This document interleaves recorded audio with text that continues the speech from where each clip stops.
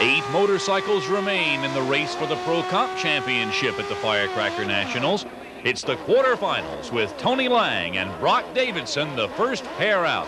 Tony Lang, the #1 qualifier, Brock Davidson, an alternate who broke into the field when somebody else's bike would not work. And it looks like Brock Davidson is going to get a big upset win here, a 765 at 173 miles an hour, knocking off the #1 qualifier. Althor Ford and Reggie Showers. Quite a showdown. 2 very good Pro Comp racers. Ford currently #1 in the Pro Comp points chase. Showers currently #6.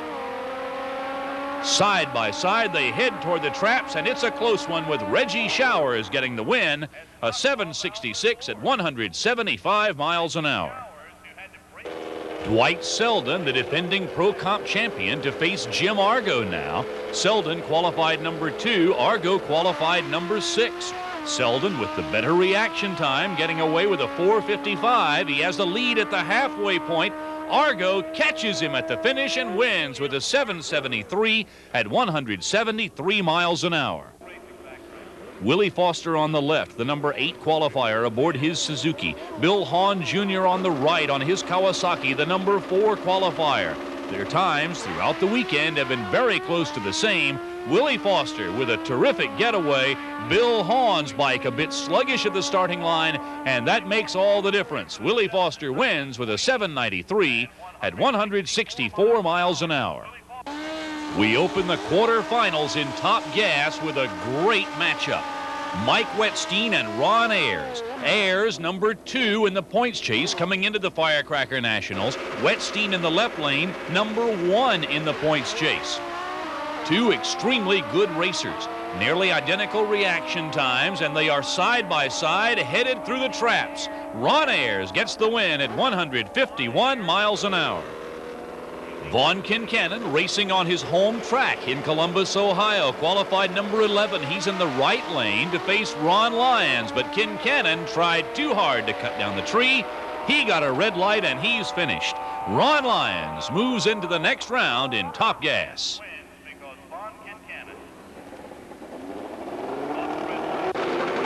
Jimmy Hayes and Stan Hall at the line, with Hayes pulling away, leaving Hall behind. Stan Hall's bike with a problem, obviously. And Jimmy Hayes gets the win and advances to the semifinals in Top Gas. A pair of Suzukis at the starting line going for another place in the semifinals. Don Chang on the left, Eric Indorf on the right. Indorf qualified 16th, Chang qualified 4th. But it's Indorf getting the win with an 831 at 149 miles an hour. Semifinals in funny bike competition.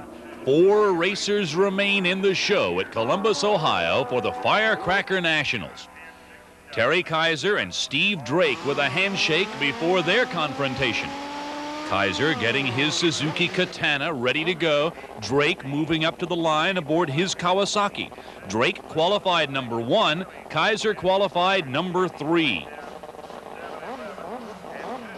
The best of the weekend for Steve Drake so far, a 705. The best of the weekend for Terry Kaiser, a 708. They are well matched, but Terry Kaiser got the red light and took himself out. Steve Drake gets the win with a 720 at 185 miles an hour. Bobby Baker's Kawasaki from Bishopsville, South Carolina, qualified #2. He's currently #1 in the points chase.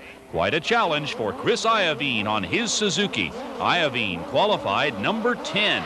His best run of the weekend, a 750. Baker's best of the weekend, a 720. A lot more power in Baker's bike.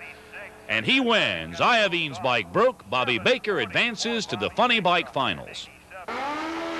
Davidson, Showers, Argo, and Foster, the remaining racers in the semifinals in Pro Comp. Reggie Showers eliminated Brock Davidson. Showers running a 753 at 177 miles an hour. And Jim Argo eliminated Willie Foster. Argo ran a 772 at 173 miles an hour. Reggie Showers and Jim Argo will face each other for the Pro Comp Championship of the Firecracker Nationals at Columbus, Ohio. Semifinals in Pro Stock. with Norman Devine aboard his Kawasaki. Norman, a hometown boy from Columbus, Ohio. He'll be racing against David Schultz, the defending Pro Stock champion and the #1 qualifier for the Firecracker Nationals. The best run of the weekend for Norman Devine, an 8:18. Best of the weekend for David Schultz, a 7:89. Norman Devine will have to have a great light and all the power he can get out of his Kawasaki if he is to hold off David Schultz. It's close, closer than some might have expected, but Schultz wins with a 7:99 at 169 miles an hour, and he's in the finals. Pizza John Mafaro with the best pass of the weekend at 7:91, getting ready to race against Paul Gast. Gast aboard his Kawasaki had a 7:98. Several bikes in Pro Stock breaking that 8-second barrier in a very fast Firecracker Nationals. Pizza John on the right, Paul Gast on the left as they get set to go, racing for the final remaining spot in the finals in Pro Stock competition. Paul Gast gets away first, but only a slight advantage at the starting line. John Mafaro caught Paul Gast and won with a 7:99 at 168 miles an hour. Semifinals in Top Gas, with Ron Ayers out of Greenville, North Carolina aboard his Suzuki, the #5 qualifier, set to race against Ron Lyons on a Suzuki from Bono, Arkansas. Lyons on the left, Ayers on the right. They head toward the finish line racing against each other and the 820 index, and Ron Ayers gets the win. He's in the Top Gas finals at 149 miles an hour. Jimmy Hayes and Eric Indorf racing each other now for the right to face Ron Ayers in the finals. Indorf got away at the starting line quickest, and Hayes has some trouble with his bike, so Eric Indorf is in the finals in Top Gas with an 8:31 at 144 miles an hour. The Super Comp semifinals with Rick Bunting's Kawasaki set to go against Mike Phillips' Kawasaki. Phillips' bike received a special award as the best engineered bike at the Firecracker Nationals. And Phillips has brought that bike all the way to the semis. Phillips on the left, Bunting on the right. Phillips with the quicker reaction time. And a win at 8:64, 149 miles an hour. Fred Gimble in the left lane on his Kawasaki from Fawn Grove, Pennsylvania, qualified #20. He's racing Denny Lowe, who qualified #14. 860 is the index in Super Comp, and both these racers have been running very close to that index. It's Fred Gimble getting the win at 8:68, 141 miles an hour. Denny Lowe took himself out of the show with a red light. Roy Hagedorn of Venice, Florida on his Suzuki, a semi-finalist in Pro Gas to race Steve LaMonica.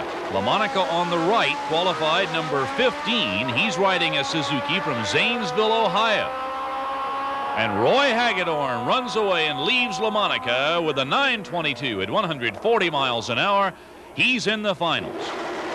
Tony Parsons from Independence, Virginia, currently #9 in the points chase, is in the left lane to race against Jim Fools. Tony Parsons has really cranked it up in the last couple of events, and he'll be moving up in the points chase by moving into the finals of the Firecracker Nationals. Tony Parsons with a 9:32. Super Gas semifinal action. This is a 990 class running against a 990 index. Glenn Gaver on the left and Dale Snyder on the right. Snyder qualified #35. Gaver qualified #1. Dale Snyder has posted a couple of upsets to work his way into the semifinals. Can he do it again? Yes. Dale Snyder with a 996 at 121 miles an hour is in the finals. Jim Harrell's Kawasaki and Rick Dunton's Suzuki at the starting line. One of these bikes will be in the finals with Snyder in Super Gas competition. Rick Dunton with the advantage at the starting line, a better reaction time. Can he hang on to that slight edge through the finish? Yes, he does. A 992 at 128 miles an hour, and Dunton is in the finals. Ross Blodgett aboard his Super Eliminator Kawasaki has quite a challenge before him. Ross Blodgett will take on Robin Ray in the finals in Super Eliminator competition. Robin Ray, the defending Super Eliminator champion and currently #1 in the Super Eliminator points chase. That's Robin Ray trying to track down Ross Blodgett, who had an advantage at the starting line on the dial-in times. And Robin Ray gets the win with a 10:45 at 106 miles an hour. To the finals in Super Gas.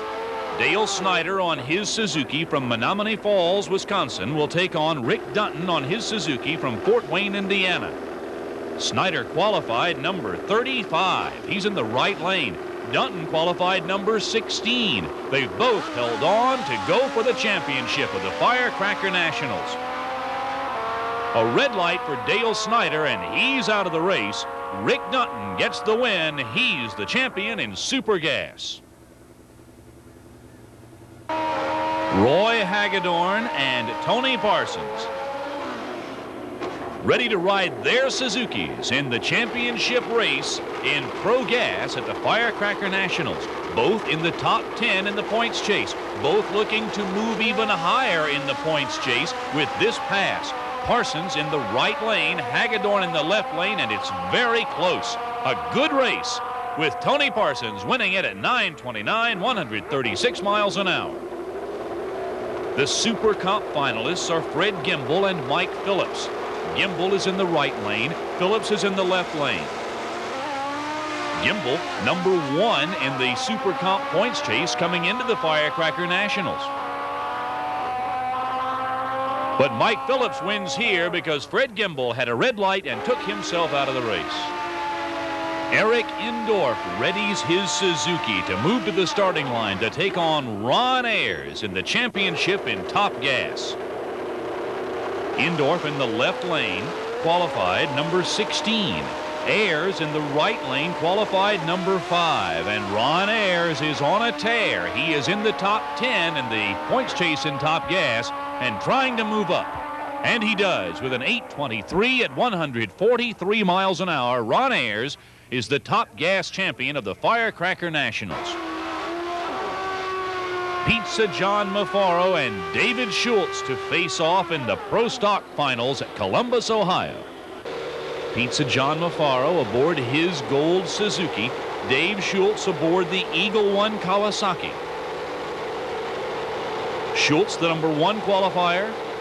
Mafaro, the number 2 qualifier. And this could be one of the great races of the weekend. Their reaction times very close to the same. A slight advantage for David Schultz. And he wins. Dave Schultz, the champion of the Firecracker Nationals in Pro Stock with a 794. So when did you know you had it won? As soon as I left the line, and about halfway through first gear, I guess, is when I knew then that that was it. Because I knew all I had to do was cut a good light, and I felt like I did cut a good light, and the first gear really stuck to the track. National Trails has been good to me, and as soon as I left the line, then I felt like I had it won. I wasn't worried about him catching me then. Did you ever look back? No, I never looked back at all. I really tucked in and hugged the paint because I knew John has a really hard top-end charge, and I knew if I didn't get all my elbows and head in and everything behind the fairing that it would take away some of my performance. And I really concentrated on the run. As soon as I left the line, I just concentrated on putting down a good run.